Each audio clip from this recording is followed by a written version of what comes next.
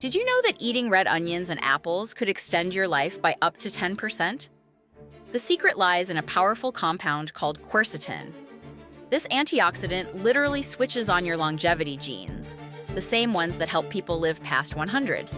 It fights inflammation at the cellular level and shields you from heart disease, diabetes, and even cancer.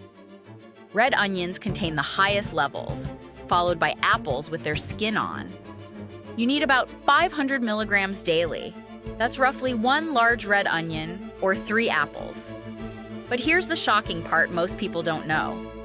Cooking destroys nearly 80% of quercetin's power. Peeling apples removes almost all of it. Even storing onions for weeks cuts the levels in half. Most of us are unknowingly throwing away years of our lives by preparing these foods wrong. The fountain of youth was hiding in plain sight all along.